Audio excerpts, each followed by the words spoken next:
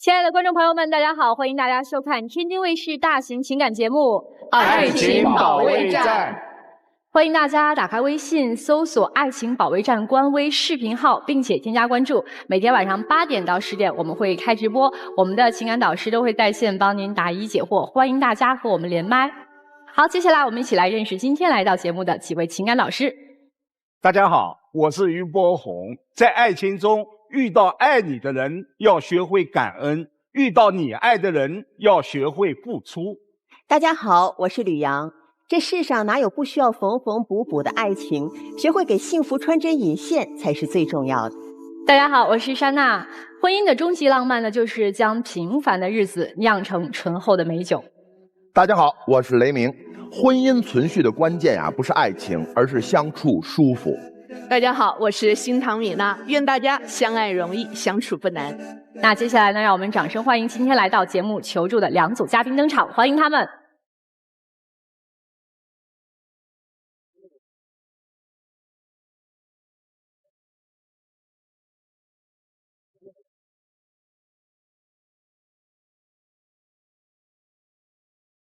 本期第一对情感嘉宾，赵先生45岁，来自辽宁，中职教师；裴女士37岁，来自辽宁，售楼。他们遇到了怎样的情感困惑呢？你们的婚姻出现了什么问题？我真的不想和他过了。我跟他在一起5年，我受尽了委屈。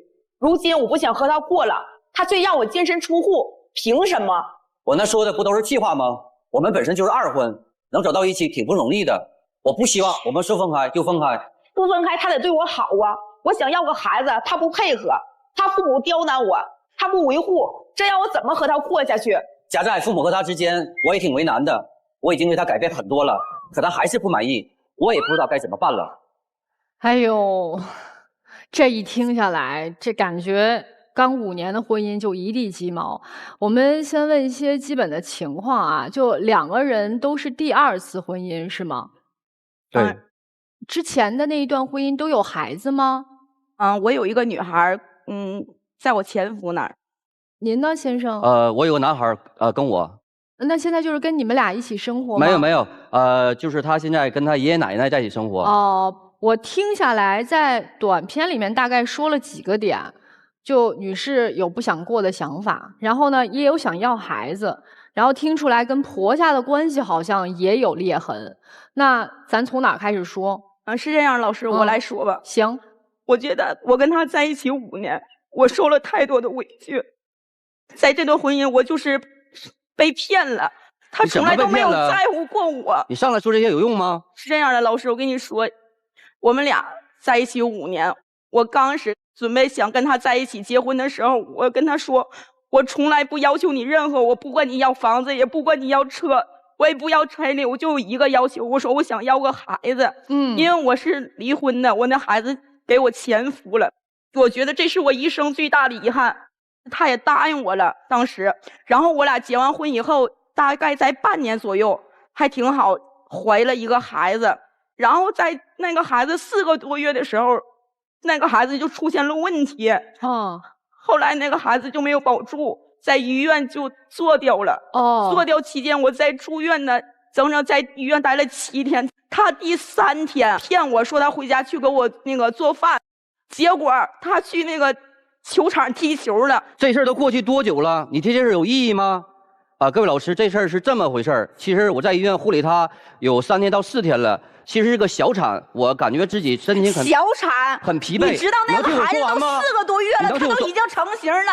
你说是小产，那就是一个小产。他不是说现在是小产大产的事儿，我就是说这件事儿，压根儿你就不在乎这个孩子，我怎么不在乎了？压根儿你就是骗我，压根儿你就不想要。你咋就这么说呢？这个孩子没有了，如你意了。我就是回家，因为我跟他都已经请假了，因为我就想回去洗洗澡，然后换个衣服，然后他在医院的30天吧，我已经感觉就想休息休息。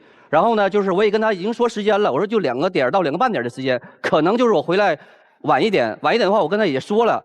就是你睁一点闭一只眼，就当我是那啥，挣点回来不一样吗？这事不就能带过去了吗？这个是总提这事儿啊，睁一只眼闭一只眼的事儿吗？你就不在乎这个孩子？这个孩子跟你没有关系，你不还是孩子他爸吗？那孩子已经来到，孩子没了的话，难道你一点都不难过？然后你还有心情去踢球？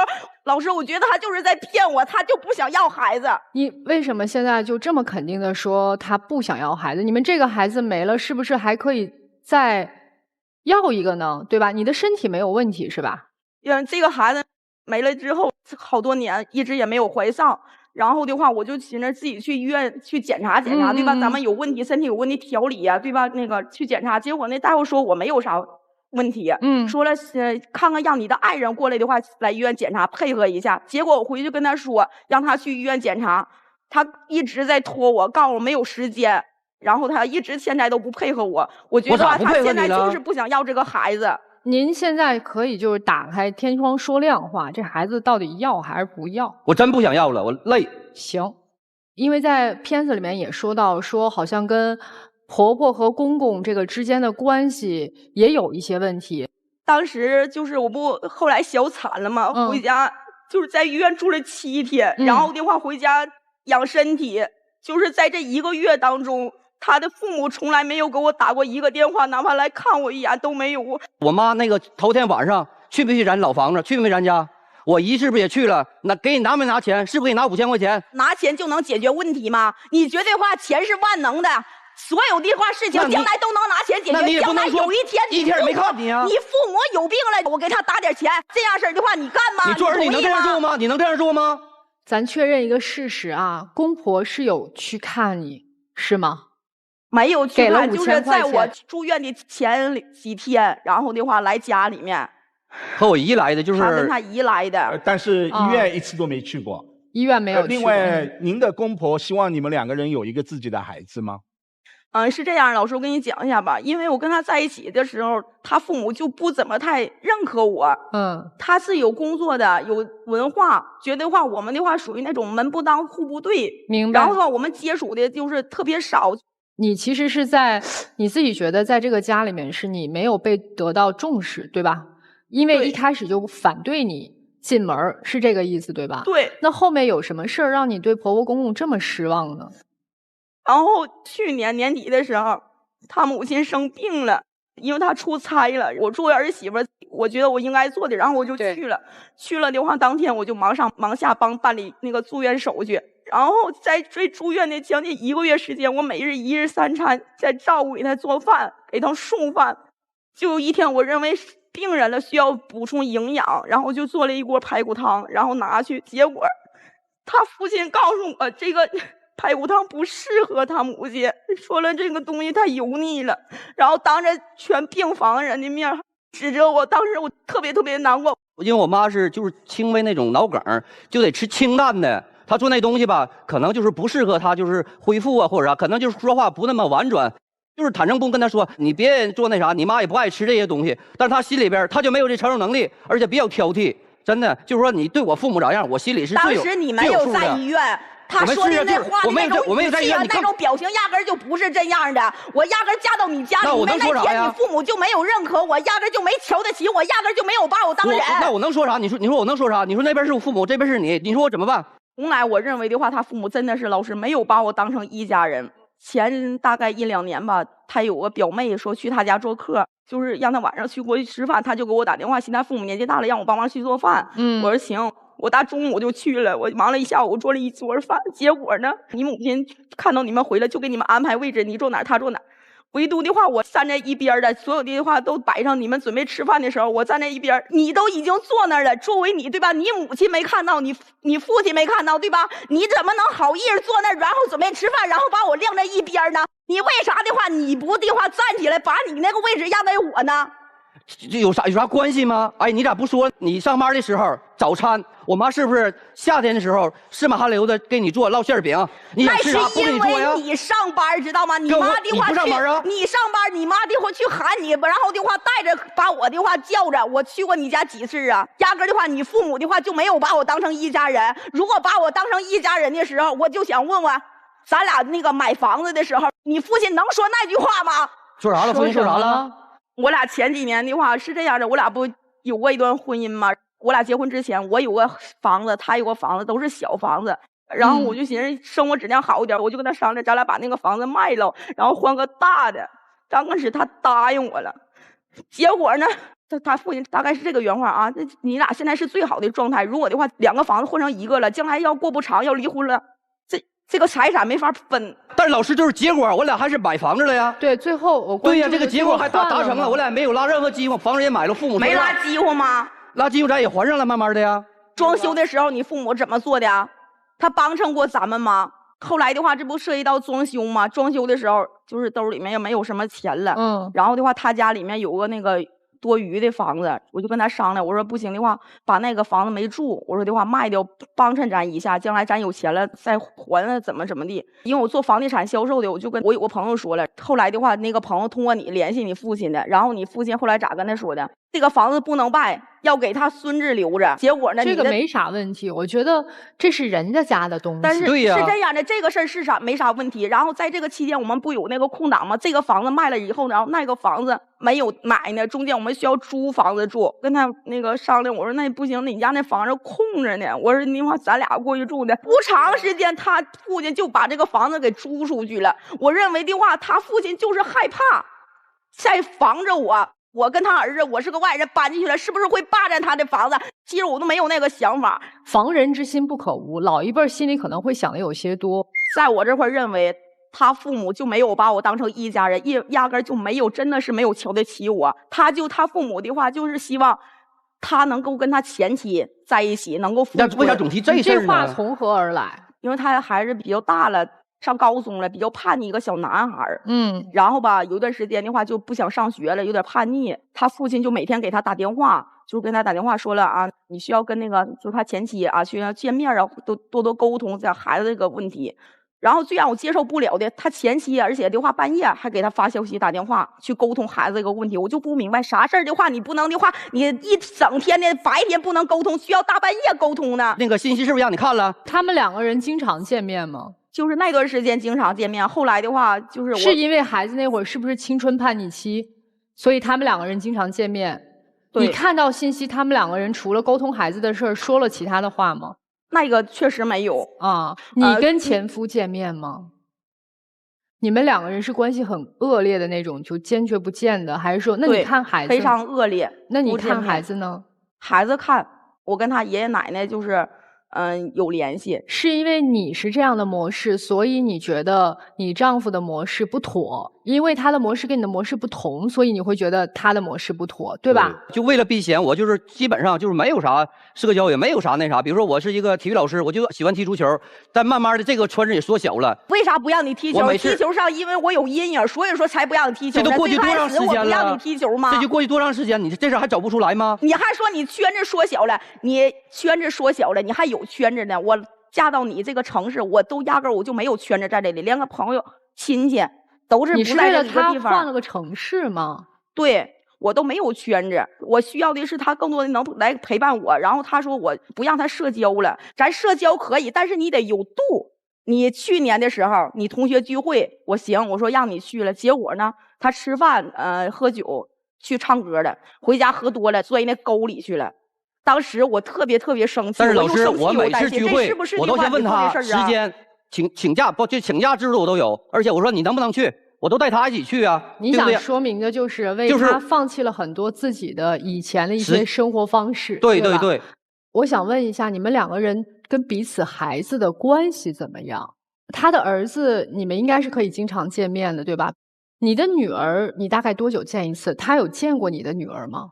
也经常在一起，就是也见面。然后在孩子的话，有一件事儿更让我接受不了。老师，这个前段时间嘛，我女儿就给我打电话说呀，需要换个手机，但不是马上面临中考嘛，我就觉得话换手机不利于她中考，然后我就跟她商量，然后我俩的话一致就商量以后说的那个先别换了，等她中考完以后再说吧，然后就没有换。结果呢，她背着我就给他这个儿子就买了一个手机。是这样的情况，因为啥呀？就是男的不管钱啊，我家钱基本上就是都写他名户，基本都交给他。再说的话就是说，我认为这个几千块钱的主我能做。换句话说，我真不想让他知道这事儿，我就想就是给孩子买个手机，这也不算啥事儿。为啥不想让他知道呢？因为就是说他知道越少越好。是不是存小金库了给你儿子？那如果要这样，那我肯定会不想。那将来以后，听我说，以后的话，那我也得存钱呢。因为啥呀？你已经被这的话开始跟我那话分心了，你有心眼儿啊，那我得存钱，给我的闺女要攒钱，背着她。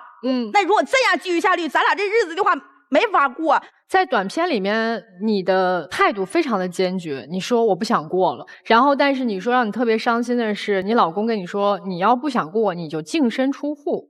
对，你现在是真的一点都不想过了吗？真的不想过了，因为他现在的话太贪玩了，还。我刚才不只是踢球这件事儿，老师。他都不有寒暑假吗？我是做房地产销售的，做二手房的，每天的话基本上都是早出晚归。他放暑假的话，我就回家了。我特别累，但是我看他在屋里卧室打游戏也特别饿，我就会上厨房做饭了，我也没有说啥。我做了4菜1汤，我就喊他，我说你赶紧出来吃饭吧。然后的话，我叫了4遍他都没有出来。后来慢慢悠悠的从那个卧室出来，坐那餐桌，他还在那玩游戏。我说你赶紧吃饭呢，告诉我再等一会儿啊，马上来。一下就是触犯到我心里的那根弦儿了。然后的话，餐桌上他有他的那个书啥的，我就把那书的随手我就扔地下了。当时他就把手机马上放下，站起来要对我动手，还推了我一下。这样的事儿是经常发生，还是就发生了那么1、2次？在这个暑假发生的比较多。多吗？就这个暑假你不多吗？你俩今儿来这儿是干啥？奔着分来的，还是说我们还是想过？首先在要孩子方面，我态度非常坚定，我必须得要这个孩子。第二，他必须改变。改什么？太贪玩了。不能贪玩。对，而且在他父母这方面，我没有毛病，对吧？我没有错误，他的话得公平公正啊，公平公正。男士，你有什么诉求？既然他已经说了这3点，我觉得后2点我能做到。然后要孩子这件事儿，我还认为就是咋说呢？还是我真不想要。那你得配合。我咋不配合？你不又回到原点了吗？他不想要，他咋配合你？是啊，那我咋配合？你告诉我。行。男士其实非常明确了，在要孩子这件事儿，说白了就是不想要。那接下来我们先来听听同样今天来求助的小廖和小刘。其实我是很能够共情这位姐姐的。首先呢，这个姐姐她有过一次小产的经验，我觉得这个对女性来说，身体上首先就是非常受伤的。这位哥，您就不能够说推卸您的责任，您得担当起您一部分责任的。我是觉得大哥呢，他不是不爱大姐，我觉得他肯定是爱的，而且他也非常想体谅大姐。都有时候可能大姐说10句，大哥不会表达，说1句触到大姐的点呢。我觉得你们能够安安静静的，然后2个人就事谈事，平和一点。大哥有时候呢是觉得词不达意，他其实并不想这样。对，我觉得，所以你们好好聊一聊，肯定很多小事都能够化解。来，接下来咱们这样听听我们各位老师怎么说。很显然。丈夫眼里，再婚就是过日子，并不是要孩子。但问题是，正是因为你们再婚，你在婚前是有过重大承诺，2个人可以有一个共同孩子。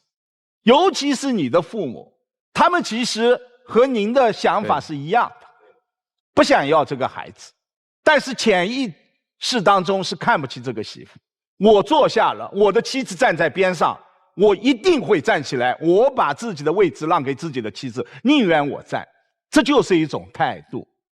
告诉自己的父母，告诉自己的家人，我是在乎我妻子的。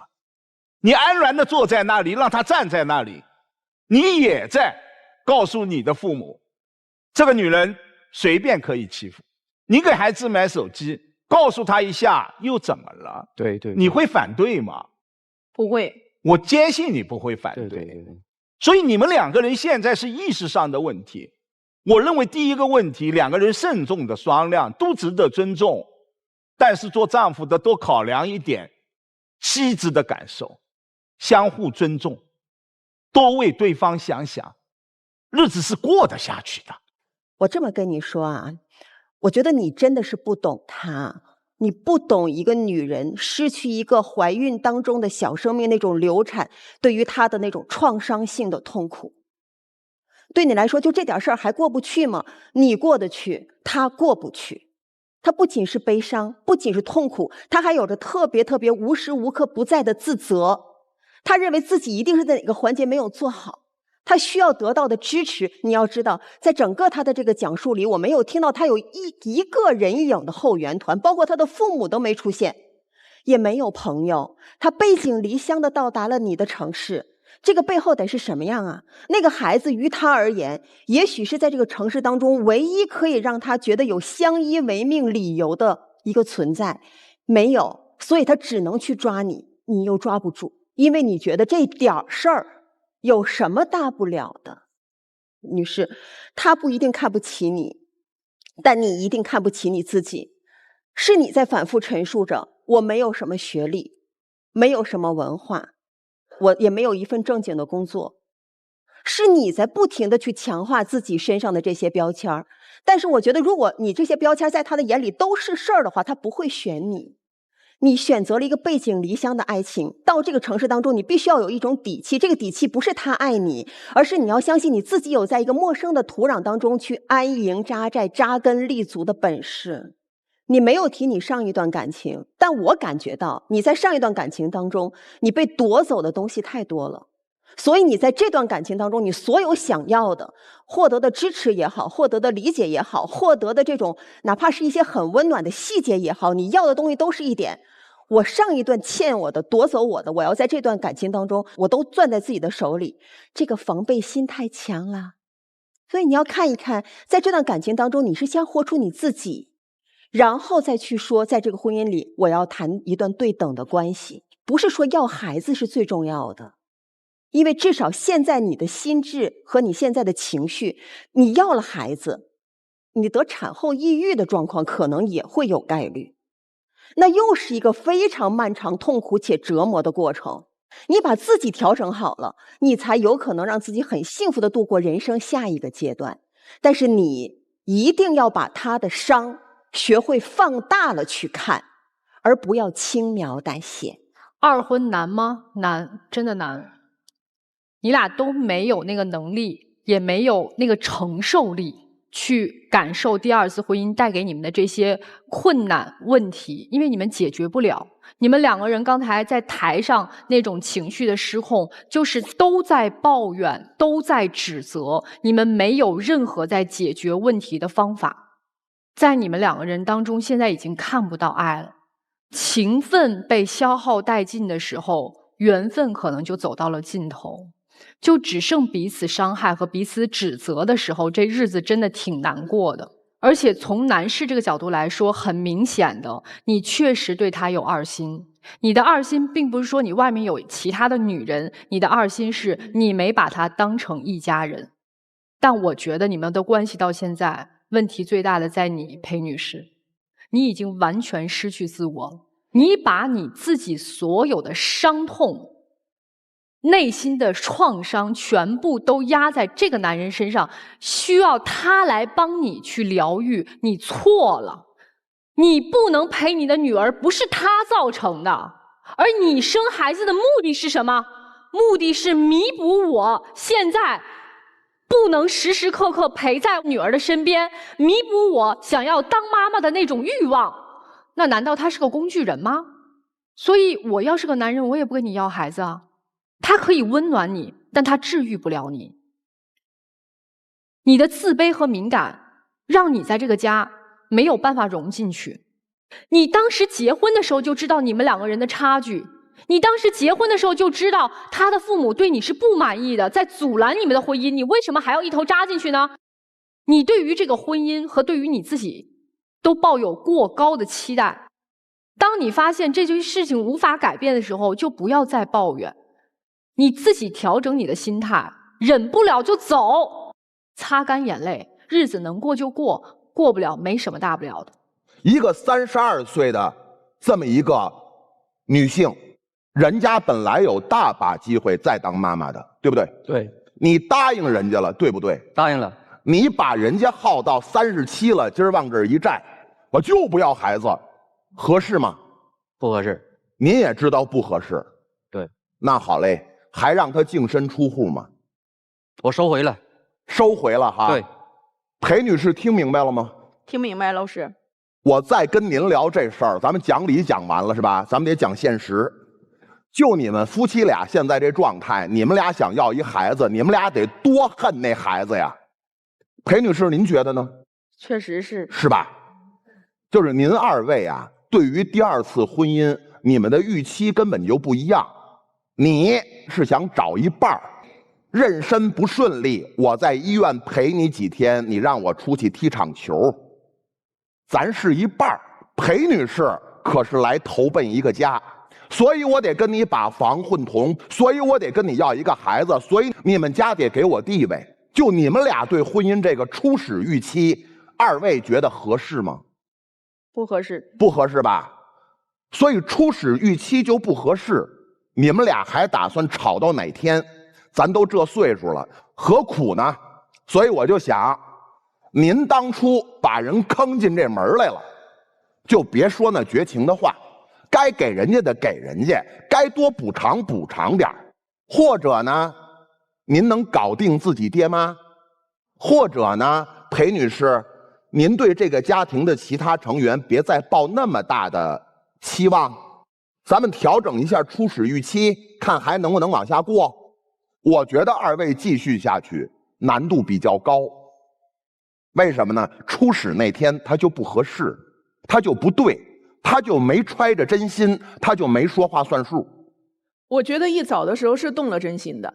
你们两个人在一起谈恋爱谈了2年，2年之后你们才结婚。在那个时候您38岁，然后呢，对于女孩来讲30岁，你们在正好青壮年的时候许下我们想要一个孩子的愿望，两个人都觉得我们身体也行，精力也够，爱情浓度也正好。对吗？对，所以你们是带着真正的承诺走进这一桩婚姻里来的，然后你们也的确要了第一个孩子，但是第一个孩子医生建议他终止妊娠，所以只能说这个孩子揭开了你们两个人接下来可能分道扬镳的序幕。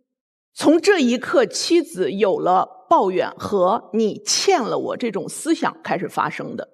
妻子觉得你亏欠我了，你没有给我很好的照顾，而抱怨对一个男人来讲，把一个男人越推越远。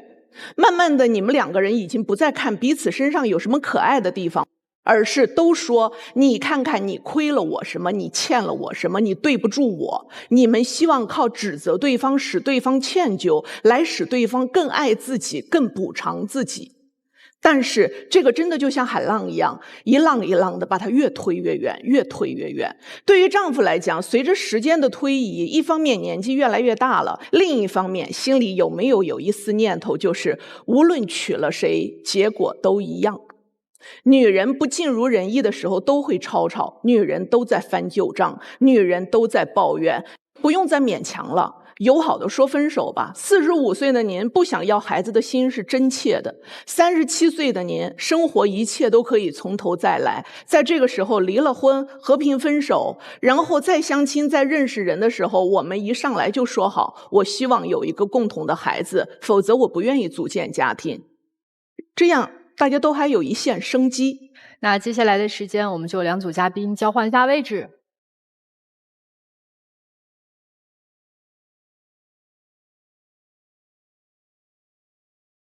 本期第二对情感嘉宾，小廖24岁，来自重庆，机场地勤；小刘30岁，来自重庆，自由撰稿人。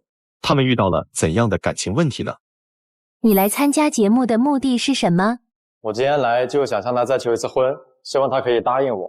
他太幼稚了，结婚是这么简单的事儿吗？我们现在什么都没有，拿什么结婚？我父母结婚时什么都没有，不也过得挺好的吗？怎么到我们就不行了？我不知道他是不想现在结婚，还是根本就不想和我结婚。结婚是水到渠成的事情，我不明白为什么我们不能先好好享受现在的恋爱呢？情感问题无人倾诉，渴望专业的解答与指引，即刻打开微信，扫描屏幕二维码，添加爱宝小助理的微信号。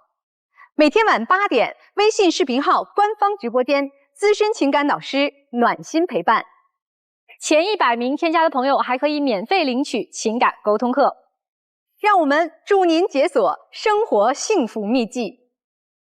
哦，今儿是来借我们节目求婚的呀？对，我其实觉得我们虽然交往时间不长，但还是挺有缘分的。交往多长时间呀？我们交往1年多。咋交个挺有缘分的呢？就是那时候24年的时候，我在手机上刷视频嘛，当时看到一个女生在画画，觉得那画挺好看的，挂家里肯定也特美观，就线上交了定金，约第2天线下见面嘛。第2天我们在奶茶店准备交画嘛，就当天呢有点小误会，是因为那个路上塞车，加上我手机出了点问题，我没有及时回复他信息，他就跟我说他以为我骗子。后来我们聊得还挺好的，就聊了差不多下午的时候呢，结果下雨了那天，然后他还带了把伞，就特别体贴的还送我回家。你其实不是看上画了，你是看上人了是吧？他来了之后我就挺心动的，说实话，后面就约了第2次见面嘛，然后他来了，我感觉呢他对我也有意思，那时候我们就顺理成章的就在一起了。在一起了啊！刚开始头1个月的时候是挺甜蜜的，我也很投入，我觉得他也特开心，我就简单的和他提了一下结婚，随口一提。1个月呀？对啊，我现在看起来是有一点，当时有点冲动嘛，但我当时就是这么想的，而且我就和他提了一下，他反应呢就特强烈，就直接给我玩失踪，和我冷战。停吧，消息也不停，老师是这样子的，你觉得一个正常人，我那时候就是他脑子不正常，正常人我跟你才认识1个多月，你突然就让我跟你结婚，甚至他还说就是想让我放弃我的工作，然后呢跟他回家，就是说他想要个小孩了。我心想，我天哪！我说这小孩是不是太冲动了，啥都不知道？然后我就说那冷静一下，在他那里他就觉得我是在对他冷暴力，就在回避。那你人走了，我还消失，我不得每天给你发消息，确保你是不是还安全？你1天消息也不回，我不知道你在干嘛。不是这样子好吗？我们那个时候的状态什么样子的？我呢处于一个被公司给刚好裁员，就经济状况我们两个都不是很好，他又刚刚毕业，在大学实习期，完了之后呢又还没转正，你说这么一个经济基础，加上这么一个信任基础薄弱的情况下，你让我跟你结婚，我就是把冷的那段时间我是用来发展了我的事业。后来我的小说不签约了嘛，经济基础相对来说好了一些。后来我觉得他比我年纪小，我也5年没有恋爱了，我说那我们还是给彼此一个机会，就先答应他复合吧。结果后来呢，他给我的那种感觉，就是他真的很幼稚，而且很没有边界感。又开始了，怎么就幼稚了？那天晚上我们不是复合了，我在他家里，他在那做饭，我爸妈嘛就给我打了个视频电话，为什么呢？因为谈了一个大你6岁的对象，他们是不是也得看一看呢？我那个手机就挪了一下，他就瞅着了，瞬间那个脸一冷一垮，就招呼也不打一声，他就直接跑到那个厕所去了。我是一个特别注重自己的一个形象的人，我那天做饭的时候蓬头垢面的在家那个样子，然后他突然就聊着聊着，他就把那个镜头给转向我了，让我觉得很没有边界感。这个就算了吧，我当时就已经原谅他了。结果第2次更唐突，就我不是在公司刚上着班嘛，我们那时候开会呢，就挺忙的。突然间那前台小姑娘就给我打电话说，姐，就前台有一对老夫妇，说他要找他儿媳妇儿。后来我就想了，可能是他的爸妈来找我了。我就觉得完了，不行，我得赶紧下去，不然的话我在公司也没法做人了。他没跟你说他爸妈要去吗？我不知道这事儿。不是他爸妈咋知道他单位地址的呢？还是因为第1次他没见嘛，然后又是大6岁，我也才刚毕业，他们就说，哎，那你这女孩做了工作正不正经呀？万一是骗你呢？我就随口一说，我真没想到他们就记下来了，然后直接就去找他。他呢一下来直接就我爸妈给轰走了，就说他忙，他也不说请人家点几个菜坐着，下班了再聊，直接就轰走了。你刚才短片里面说了一句，你说我特别就是想知道他是真的想和我在一起，还是说就是跟我玩玩？就你是不是能感觉到，就是说他的规划里面是没有你？您说中了，您说了重点了。那一次他又可能在忙吧，我不知道他一天在忙什么，就我感觉有时候他挺敷衍的。我就登录他那个电脑，我就看了一眼，就看到他那个简历了，他投的都是什么城市呀？北京、上海、广东。你们现在在哪？那我搞不清楚，怎么不能有重庆呢？我们不住着也挺好的吗？那你是不是根本就没把我规划在未来呢？我当时在重庆，我这个职业是没有办法拿到一个很高的薪资水平。我呢，在北京、上海、广州，我是可以拿到一个好一点的结果的。有了物质保障，我们是不是才能够说去谈论结婚的问题？我怎么可能没有把他给考虑进去呢？还有一个事儿，就是他和他那男同事的事儿。那个时候是怎么？他白天晚上不回消息，又是忙，我呢就去找他。那天我在那等了老久了，不见下来，结果哎，你和一个男的在那亲亲搂搂的，就在那走下来了。我坐那儿，你说啥呢？我在那儿看你得2、3分钟吧。哎，你等一下，亲亲搂搂是一个什么概念？什么概念？就是2个人靠着，然后有说有笑的。就这样，就要靠着有说有笑的。这不是搂了？但我当时就是那是他臆想出来的。哪个对象你1天不回消息，半夜3更和一个男同事在那儿，怎么得有一个社交距离吧，正常距离吧？你们挨那么近干嘛呢？我也不清楚，你也不和我说。半夜3更是几点？9点了。9点是半夜3更了？那也很晚了，因为他5点就下班了。这是我能控制的吗？当时我就感觉你给我戴绿帽子了。你说你是不是？你一天就说工作，你啥都不和我说。你还在这怪我，又不体谅我们。你说的女生，你现在给他一个你不想结婚的理由，就是他没有成长。再者就是我们的那个经济基础不够牢靠。我的侧重点就是，要么你就安安静静的，你让我去奋斗我的事业，你不要说什么把我拉进婚姻里面还怎么地，那不现实。那行，你要觉得那么行的话，那你跟你的家人能不能先拿20万彩礼先给我呢？刚毕业，我怎么拿得出那么多钱呀？我们2个就那么年轻，我也事业会慢慢好的呀，你也会找到更好的工作的呀。他其实是非常喜欢玩游戏的。我在他大学之前嘛，那时候我工作还没有辞职，我的薪资会多一点儿。那时候我考虑的就是，我作为一个像姐姐一样的人物，那我觉得行，你到时候毕业的话，肯定会有一些资金周转的问题，我就自己把我的卡跟他绑定在一块儿了。他当时呢还就是说，我肯定不会花你的钱。结果他真的是太过分了，他那一次偷刷我的卡，我和你解释没有？充游戏里面那个我根本就钱，你说充了800块钱，我根本就不想花你的钱。那时候我说的是真的，它是月自动扣费，我也没知道怎么这个月就扣你卡上去了，而且后面我是不是还你钱呢？还有上次他们去玩台球嘛，去台球厅，他那朋友就说他打得不怎么好，完了之后跟着那边的那个老板说，要不你充张卡吧，充1999的卡，办个会员卡，然后我给你安排一个高级一点的教练，我带你起飞。结果他冷不丁的傻傻的就真的充了2000块钱进去，然后我就更气了，他又刷了我卡充进去。那天我打的确实是不太好，然后我朋友们也是建议，要不给你找个教练吧，我们都找了，挺好的。老板也说给我一个折扣优惠，就我被架在那儿了，我也不想，但是我真是没办法，而且又月底，手上没钱。对，我月底了，我又没钱，我后面不也还你了吗？你少说那些，并不是说你花钱不对，而是你没有花在点儿上。平时其实我们在生活上，我觉得我包容他也不少了。有一次我在那打游戏呢，那我提前都和我朋友说好了，我们打排位那把挺重要的。他一个电话啪打过来说，你在干嘛呢？马上出来陪我逛街。我和你说了，我说宝宝我在打游戏，你就生气了，游戏和我2选1就来了。我跟你说了多少次，我不喜欢你玩游戏。那你这个事儿生气我不对吧？让你生气归生气，你私话干嘛呢？那个话就是我们刚开始认识的时候那个话，我觉得那个对我特有纪念意义，就知道吧？而且对你，我觉得也同样有纪念意义吧。很多小事就是过了就过了，我真的不会放在心里。你觉得是小事？直接咔嚓一撕就摆给我看，就觉得摆我脸色。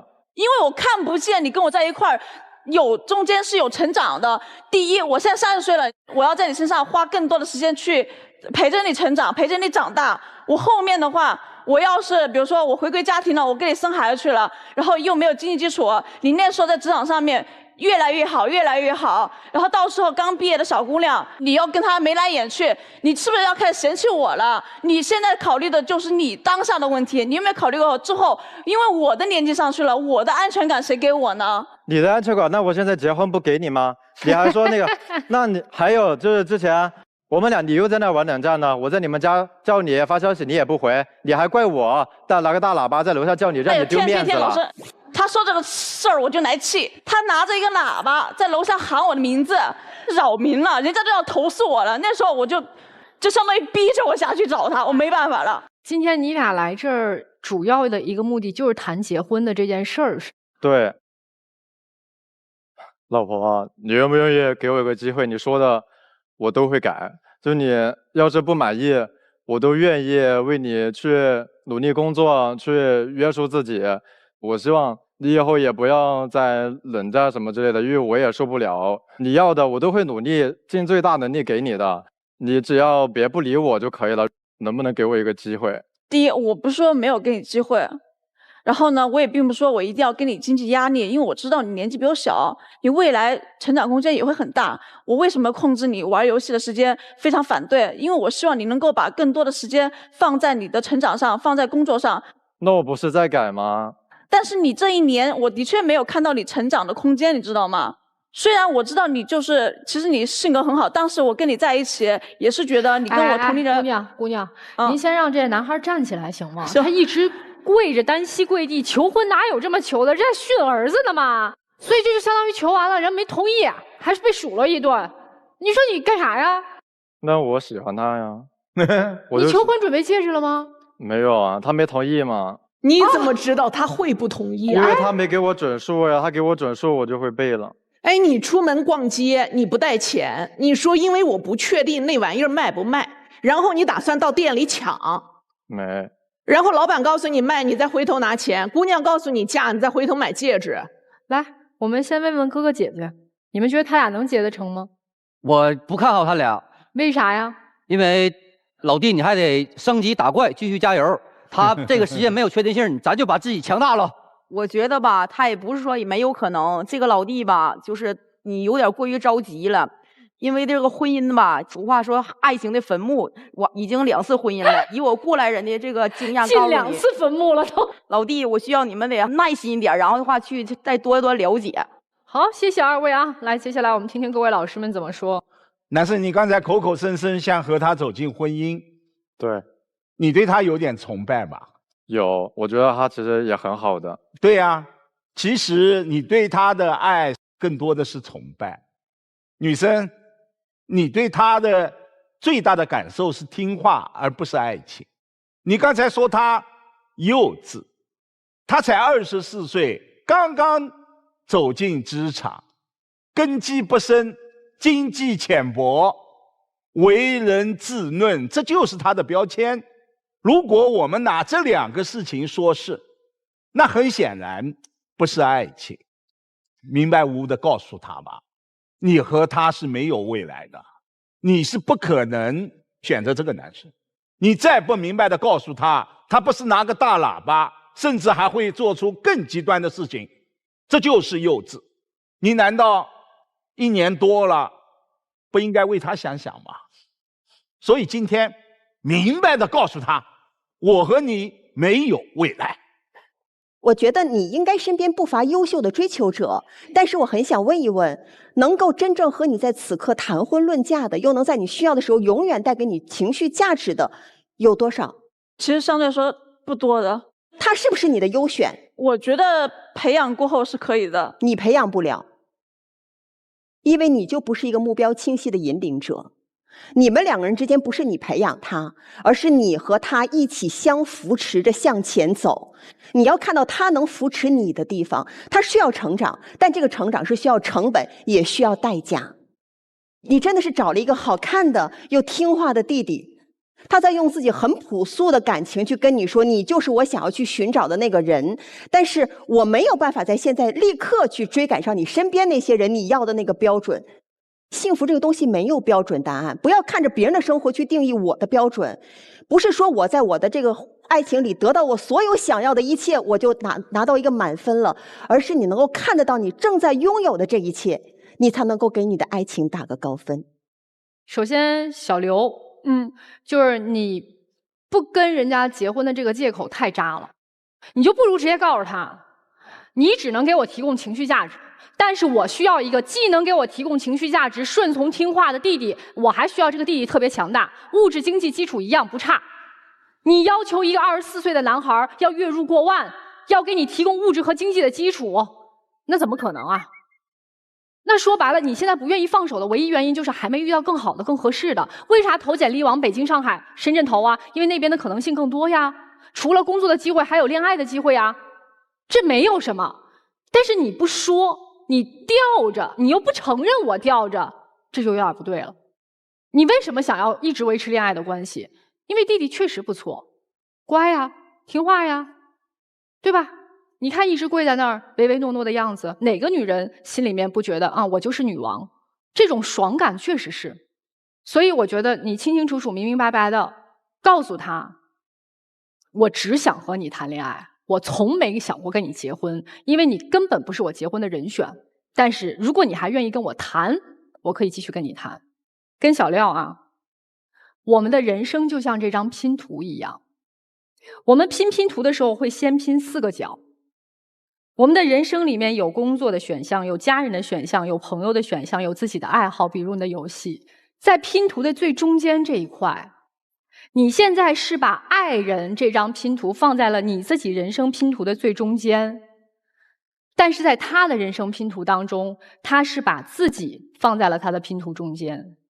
所以你现在会觉得很难受，很错位，就是因为你把爱人放在了人生拼图的正中间。而我想告诉你的是，真正好的感情不是把爱人变成你人生拼图当中的一片，而是让2张拼图相连接。他也有他自己的拼图，你也有你自己的拼图，你们2个是相邻的2张拼图，而不是谁是谁拼图当中的一片。希望你通过这段恋情能够认真的明白爱情是什么，婚姻是什么。婚姻可不是跪那儿说几句感动的话就可以走进去的。可能啊，小刘有点尴尬。为什么我说你尴尬呢？我30了，我在事业上依然没有一个稳定的建树，依然在漂泊状态。然后在感情上呢，已经空窗期5年了。你要说不尴尬，你要说不焦虑，你要说没有紧迫性，你自己信不信？然后你一回头，哎，看见他了，他愿意，他坚定，他紧追不放。你看见他了，你觉得，哎，我再去试一试，不行还有他。所以他对你的稳定，他的存在是有价值的。所有的老师都认为对他不公平，但是我告诉你啊，小刘，这天下就有钱难买乐意。他24岁，他的未来可能性无限。他现在乐意，不管是将来你们2个有一个家，还是现在你给他上一堂课，你对他存在也有价值。所以我不认为你们2个要分开。人生必经阶段，你要换个人让你大庭广众咣当跪着，这人也不好找吧。你们2个这个恋爱当中啊，最主要的话题就是结不结婚。除了结不结婚之外，咱们没有别的话题。你嫁给我吧，不行，你还不成熟；不，我就娶你，不行，我要再等等。这是你们2个恋爱的主要内容。把这个内容解决了，这恋爱没得谈了。所以不要解决这个问题，继续。你一心难买我乐意，继续。你们应该分手，因为所有的求婚都是侮辱。这就是一个年轻男孩子对一个他认为已经过了最佳价值期，已经在打折季的女孩。我连戒指都没有，我没有房子，没有彩礼，我甚至还有债务，我甚至自己都还没有发展，但我肯娶你，就是给你的赏赐，你居然还敢不要。这也是很多人在此时给你的压力。他们在告诉你，你到了30了，你必须得打折，是个人跟你求婚都是恩赐，你应该立刻点头说是，哪怕这一个人没有诚意。但是你很棒，你扛住了。我也不认为你在这个时候对他提出要求，你希望培养他，这是一个多糟糕的事。因为自古以来女人都在培养男人，因为所有的妻子都在要求丈夫变得合乎她的心意，所有的女朋友都在希望自己的男朋友合乎自己的心意，当然结果都失败了。女人发现我改造不了自己的丈夫，我也改造不了我自己的男友，但大家都做出过努力。你只不过像千千万万的女人一样在努力，只是我必须得提前告诉你是，这注定是个失败的结局。你能扛住每一次求婚非常棒，但是你没有在他第1次求婚之后转头就走，这却是你的错误。因为第1次求婚就是侮辱，今天的求婚更是侮辱之上的侮辱。你凭什么求婚？你有诚意吗？诚意不是说你有多少彩礼啊、房子啊这一些经济问题，诚意是你为什么认为一个30岁的女人在这个时候跟你结婚能过上更好的人生？你在拖累他，你在经济上拖累他，你在社交上拖累他，你在事业上仿佛也在拉他的后腿。你在做什么？你凭什么让这个女人忽然给自己的人生打一个休止符，转身走进你那连房子都没有的圈圈里？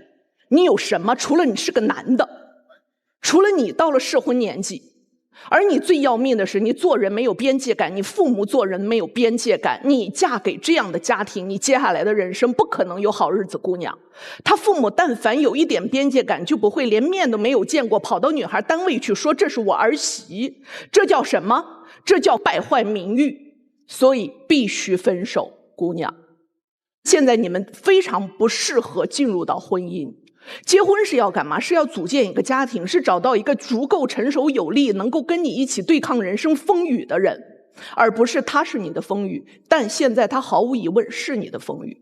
我认为啊，小廖一定没有那样的恶意。有他的这一种恶意，你知道不是雷鸣老师？最糟糕的是有那种恶意，最糟糕的是跑到单位告诉他所有的同事，我的出现就为告诉你所有的同事你不再是单身。我不认为他和他的父母有这样的恶意。很多时候这种主观恶意我们甚至觉察不到，就像我们认为30岁的女性必须要嫁人，如果不嫁人，谁也没这么说。如果有人向她求婚，她就必须得接受是一样。很多来自于对女性的主观恶意，大家甚至都忽略掉了。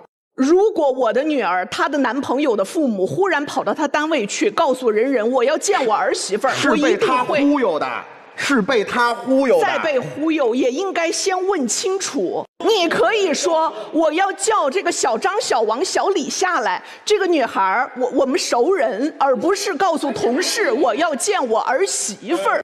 他被忽悠了。他我觉得去单位找姑娘就不对，就是作为父母长辈。如果懂礼节、有礼数的话，这件事儿坚决不能干。因为首先越界了，对，越界了，这个行为叫越界。可能父母没有意识到，我们只能说不是说出于恶意，但是这个行为不妥。那老师们都说完了，那接下来就请我们2组嘉宾都回到门后，然后考虑一下是否要出来。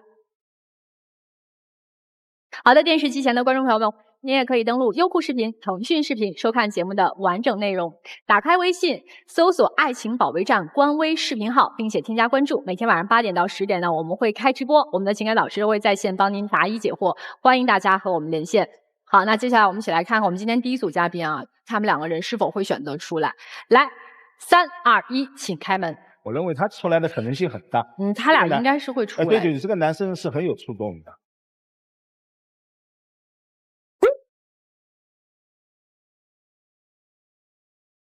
你们2个人出来是啥意思？代表什么情况呢？我看到了他更多的委屈，因为他真的就是当他说第一话的时候，他也比较激动，我看到他的眼泪，然后我就是4个字吧，积极备孕。要孩子呀？对。好。敢做敢当。美好发生，怎能不看？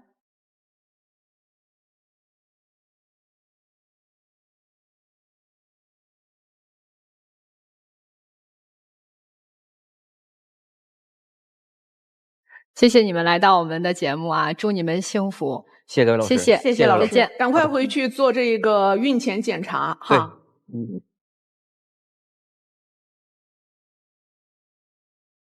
来，那接下来我们要来揭晓我们今天第2组嘉宾的结果啊。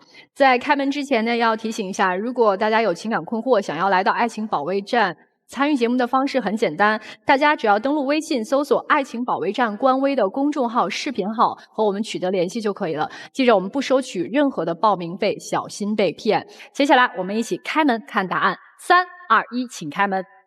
情感问题无人倾诉，渴望专业的解答与指引，即刻打开微信，扫描屏幕2维码，添加爱宝小助理的微信号。每天晚8点，微信视频号官方直播间，资深情感导师暖心陪伴。前100名添加的朋友还可以免费领取情感沟通课。让我们祝您解锁生活幸福秘籍。我们一起开门看答案。3、2、1，请开门。这个不会出来了，这个婚姻处理不了，不一定啊，也要不了啊。